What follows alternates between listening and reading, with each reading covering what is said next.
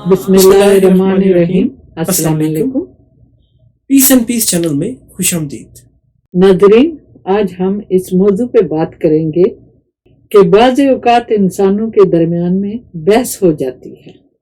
جی ہاں، بالکل تکرار ہو جاتی ہے۔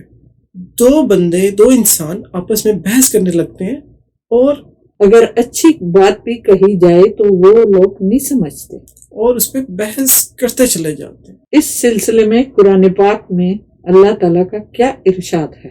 جی، سورہ الاعراف اور اس کی آیت نمبر 198 اور 199، یعنی 198 اور 199۔ اس میں اللہ تعالیٰ کیا ارشاد فرماتا ہے؟ جی، اس سورہ الاعراف کی آیت نمبر 198 میں اللہ تعالیٰ کا ارشاد ہے، اور اگر بلاؤ تم ان کو سیدھے راستے کی طرف، نہیں سن سکتے وہ، اور تم انہیں دیکھتے ہو کہ وہ دیکھ رہے ہیں تمہاری طرف، حالانکہ وہ کچھ نہیں دیکھتے۔ اب مزید اللہ تعالیٰ آیت نمبر 199 میں فرماتے ہیں، اختیار کرو درگزر سے، معافی سے، اور حکم دو نیک کام کا، اور کنارہ کر لو جاہلوں سے۔ اب یہاں پہ اللہ تعالیٰ کا سمجھانا یہ ہے کہ ایک تو آپ معافی سے، درگزر سے کام لیں، آپ نیکی کی ہدایت کرتے رہیں، جو بات حق کی ہے اس کو آپ ضرور کریں، لیکن اگر کوئی نہ سمجھے تو پھر آپ ان سے کنارہ کر لیں، یعنی صبر و تحمل سے کام لیں۔ بالکل۔ اور اس میں اب کئی چیزیں اور بھی ہیں کہ اس طرح سے آپ غصہ نہیں کریں گے، آپ چونکہ معاف کرنے والے ہیں، اگر کوئی ایسی سچویشن ہو جائے تو اس میں آپ پھر غصہ نہیں کریں گے، اور غصہ تو آپ کو پتہ ہی ہے جو عقل کو بھی کھا جاتا ہے۔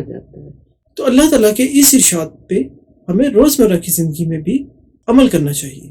یعنی جلد بازی اور غصے میں انسان غلط فیصلے کر بیٹھتا ہے۔ جی، تو جب بحث بہت زیادہ طول پکڑ جائے یا کوئی نہ سمجھے تو آپ کنارہ کر لیں۔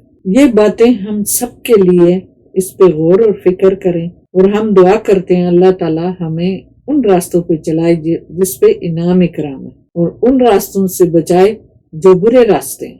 بالکل، قرآن کی باتیں ہیں، اللہ کی باتیں ہیں، ان کو زیادہ سے زیادہ پھیلانے میں ہمارے ساتھ شامل ہو جائیے، اور ہماری اللہ سے دعا ہے کہ ہمیں اللہ تعالیٰ نیکی کی ہدایت دیتا رہے اور نیکی کے راستے پر قائم و دائم رکھے، آمین، تاکہ ہمیں دنیا اور آخرت میں جنت اور اللہ کی رحمتیں نصیب ہوں۔